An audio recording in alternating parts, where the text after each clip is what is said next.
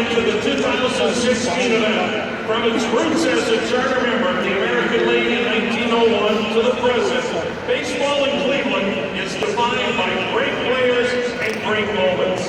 We celebrate Indians baseball from creating memories, connecting generations, and celebrating families.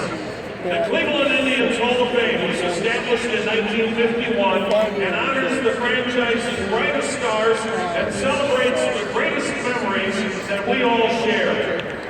Tonight, we celebrate our rich history and tradition together as we honor 4 gentlemen who each made their mark on this franchise. Joining us on the field to honor tonight's inductees, please welcome Cleveland Indians owner and president Paul Dolan and 6 members of the Cleveland Indians Hall of Fame.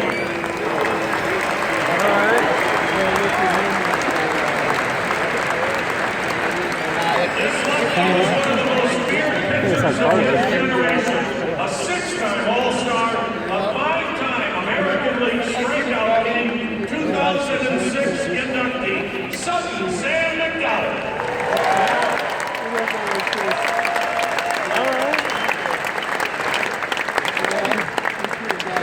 One of the greatest sluggers in Tribe history, this 2-time American League All-Star hit the most home runs in the 60-year history of Cleveland's Municipal Stadium.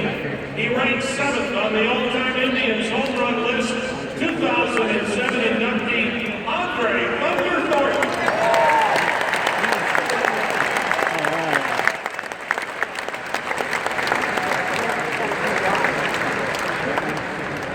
He spent 21 seasons in an Indians uniform, 7 as a player, 8+ years as the Tribe's 2-time American League pennant winning manager. His 721 wins rank 2nd in franchise history. He guided the Indians to arguably the finest period of Indians baseball in the mid to late 90s. 2008 inductee Mike Hargrove. All right, man.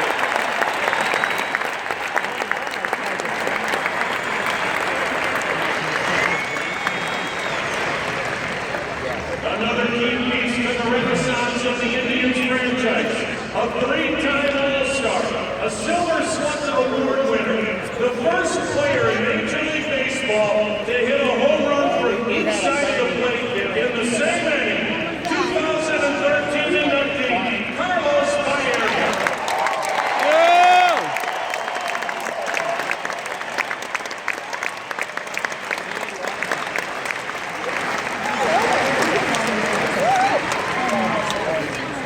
Not only was this guy the team leader of those great teams in the 90s, he was the first piece of the puzzle. The 1990 American League Rookie of the Year, a Gold Glove catcher, a 6-time All-Star, the most valuable player of the All-Star game, played right here in Cleveland in 1997, 2009 inductee, Sandy Howard Jr.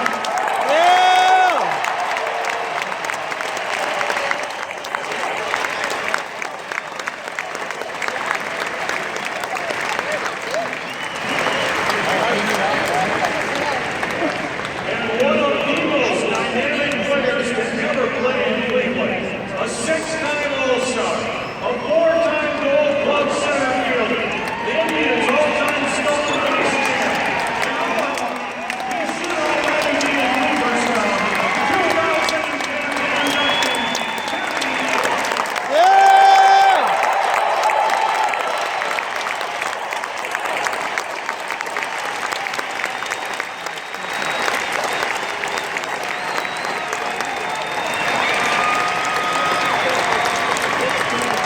Thank you, gentlemen, for a lifetime of memories. Since 1901, more than 1,700 men have worn a Cleveland Indians uniform, either for the Bluebirds, Broncos, the Nats, the Indians, and only 40 of those players have been inducted into the Cleveland Indians Hall of Fame. Tonight, we have 4 more members to this very exclusive club. Our first inductee played the final 14 years of his celebrated career right here with the Indians. He was a key member of the 1920 World Series champions. Please direct your attention to the video board as we honor the stellar career of outfielder Charlie Jamieson.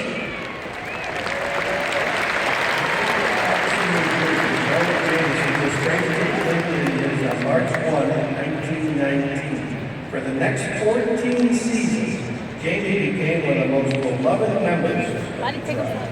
Known by fans as Ball Hawk, Jamieson batted .333 in the 1920 World Series. In Game 7, he had 2 hits, an RBI, and a run scored to lead the Indians to the franchise's first title. He ranks in the top 10 in franchise history in games played, at-bats, batting average, runs scored, hits, doubles, triples, total bases, and walks. Jamie led the major leagues twice in singles in 1923 and 1924, leading the American League in hits in 1923. On May 11, 1929, fans celebrated Charlie Jamieson Day at League Park. Following a stellar career, he retired in 1932 at the age of 39 with a career batting average. Charlie Jamieson passed away on October 27, 1969. But his achievements live on as a member of the Cleveland Indians. All right. And we are joined by members of the Jamieson family tonight, including Charlie's great-nephew, Jay Jamieson.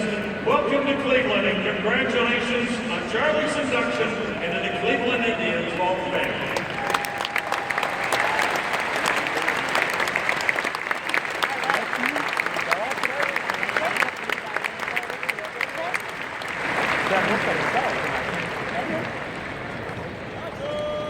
This next gentleman is widely regarded as one of the game's all-time greatest players, but he is far more remembered in Cleveland as a pioneer.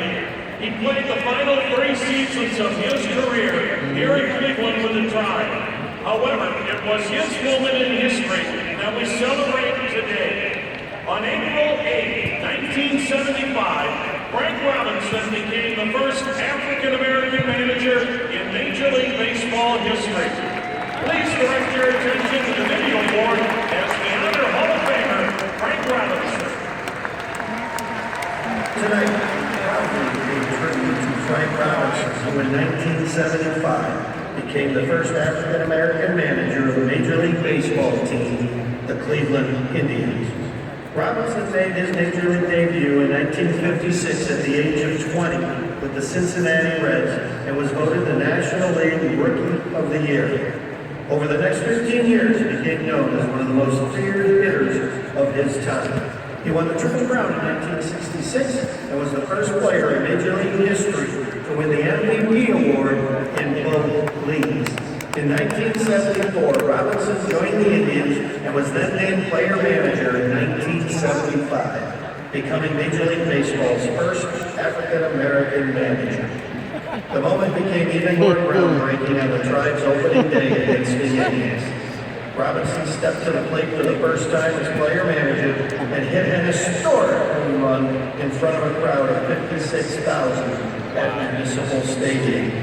It was home run number 575 of his career, and the Indians went on to win 5-3, securing Robinson's first win as a manager. He went on to manage the Giants, Orioles, Expos, and Nationals, and was named the American League Manager of the Year in 1989. He was inducted into baseball's Hall of Fame in 1982. To this day, Robinson continues to work in Major League Baseball and leaves a lasting legacy on the game.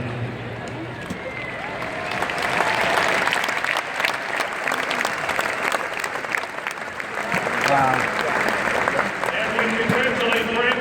For all that he has done for the game of baseball. Our next inductee was one of the most feared hitters in the game of baseball during his prime. We all remember his remarkable 1995 season when he should have been the American League's MVP, the first in baseball history with 50 homers, 50 doubles in a 144-game season. It's a record that still stands today.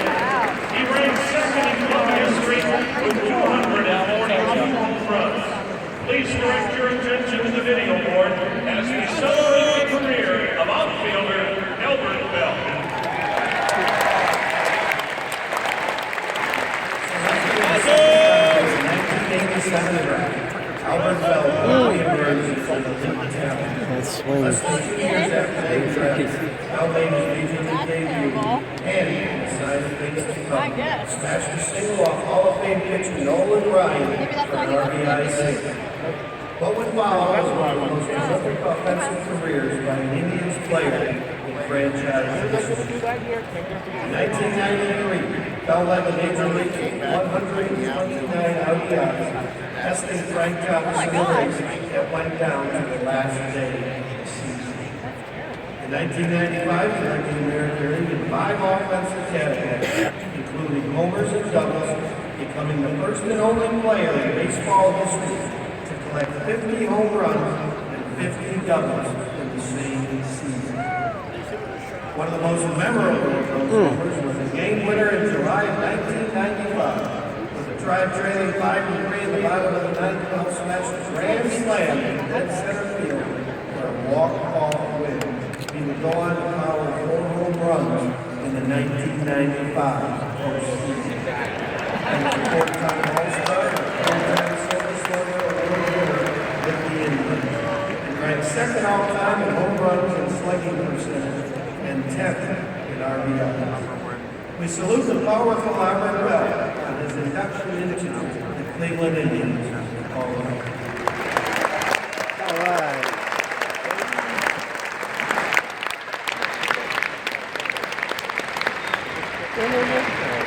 And our final inductee this evening rose from being a 13th round draft pick to become the all-time franchise leader in home runs and second to Hall of Famer Earl Averill in RBIs.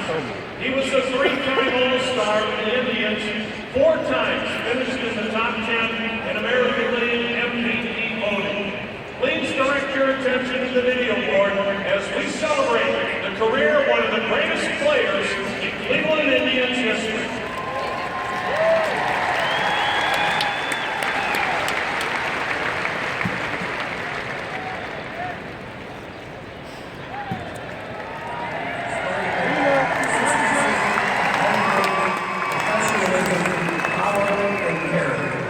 He joined the organization as an 18-year-old in 1989 as a 13th round draft pick out of Illinois Central College, the 333rd player selected in the draft. Through tireless hard work and dedication,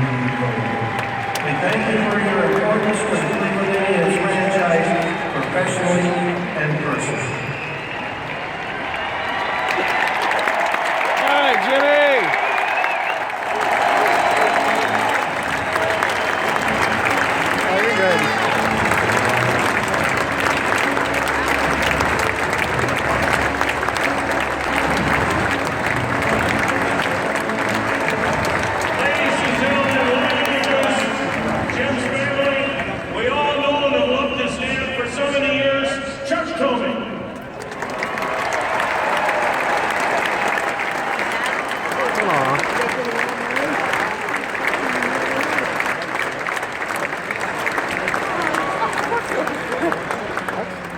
And the beautiful ladies in his life, his daughter Lila, his wife Andrea.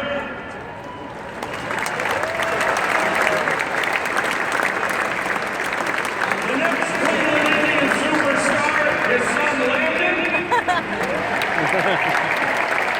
And the Hall of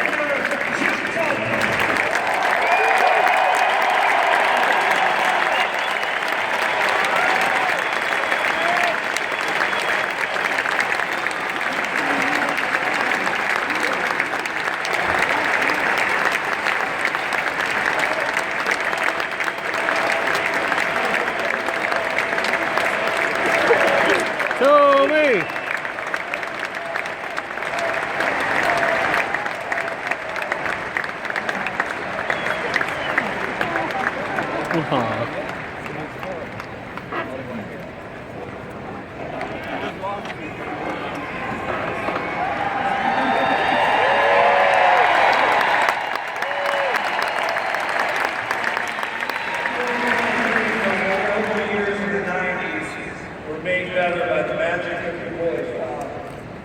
I still get chills, I still get chills when I hear that.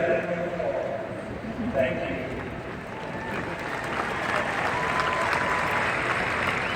It's an honor to stand here today as a Cleveland Indians inductee to the Hall of Fame. The years I spent here in Indians uniform were so special to me. The city and the fans will always hold a huge piece of my heart. Thank you. All right, Jimmy. I want to start by remembering the man that brought me to Cleveland as a young guy, Mr. Dick Jacobs, along with John Hart, Dan O'Dowd, Mark Shapiro, and later in my career, Chris Antonetti. Those guys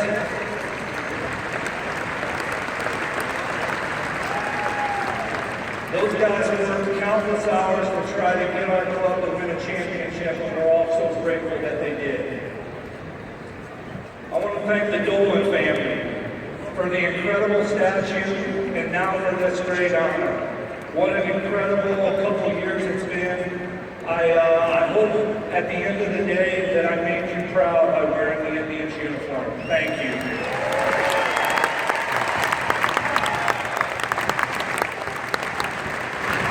The organization from the front office to the clubhouse guys, Bob DiBiasio, Mike Segui, Frank Mancini, Tony Amato, Curtis Dander, and Bart Swain. You look at these guys, they've been in this organization for years and years, and I think it's a testament not only to the organization, but these guys that have stuck around for so long. So let's give them a round of applause.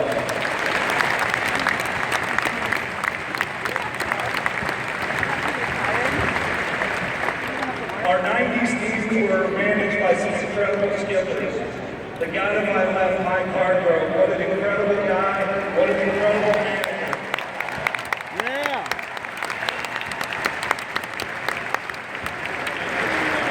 The other is Charlie Randall, and I think you all know what Charlie used to be as a hitting guy. Later he got to manage here. Both of those guys played a big part in teaching me not only what it was like to compete on this field, but to be a gentleman and try to act well off it as well. Thank you. Yep. My teammates, what can I say? The 90s were so magical. I don't think we all knew what we had. Until now, we reflect and we look back. But I gotta tell you, you don't receive a statue, you don't receive a Hall of Fame honor without having great teammates with you.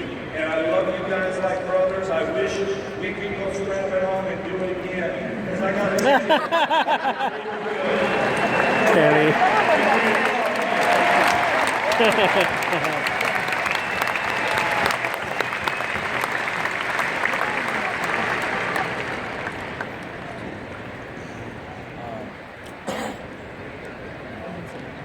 Mom and Dad,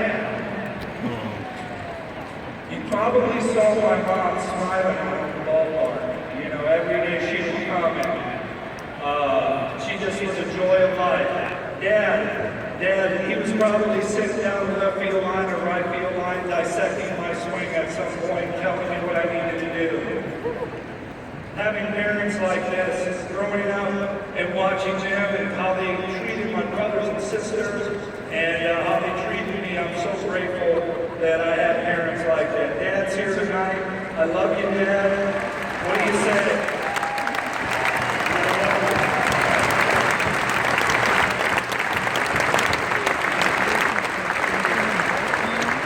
Same for my brothers and sisters, as they always have. They've made this trip.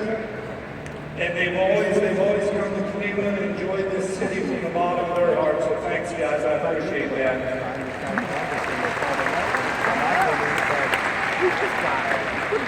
Cleveland will always hold a special place for me in my heart. You know, I met my wife here, and we had a chance to have our daughter Lila. So for me, Cleveland will always hold a special place now with family, and having given the opportunity, having spent my whole career together, it's just such a blessing. I love you guys more than you know. When you retire, ultimately what it's about is family and being around family, and you guys make it so fun every day being at home. Thank you. I love you guys. To all the fans, what can I say? Our family was so thrilled for the city when the Cavs won the championship last night.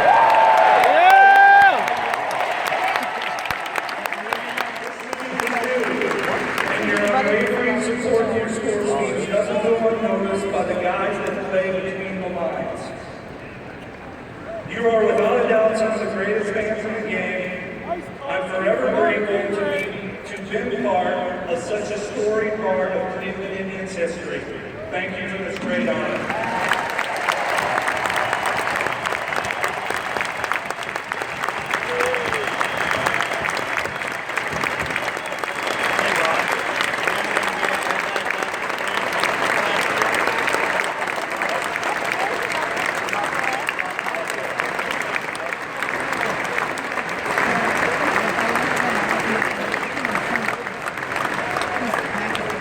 Thank you, Jimmy. Next up, Cooperstown. Ladies and gentlemen, the four men we inducted this evening, along with the 6 Hall of Famers who joined us on this field, are among the all-time greats in Cleveland Indians franchise history. Through their individual personalities, their individual achievements, each has created its own special memories for generations of all of us Indians fans. We thank them. We are honored to recognize their special contributions to the Cleveland Indians. Thank you for support of all of the years of baseball. Now let's go give another win tonight. How about it?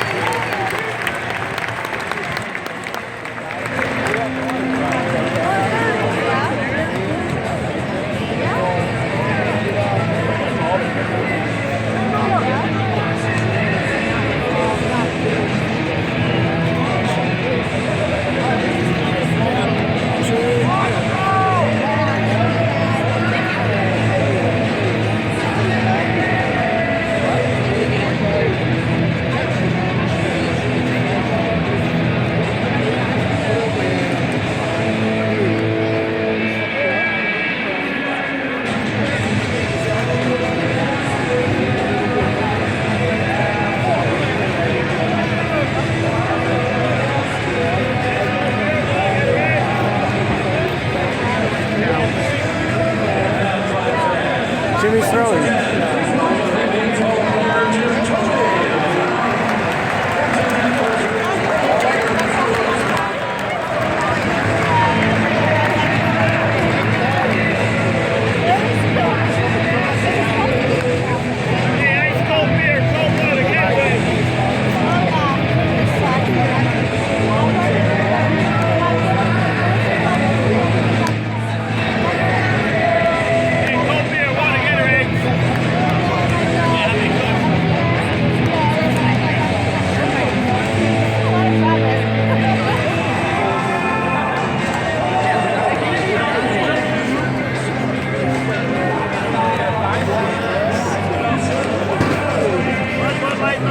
Hey.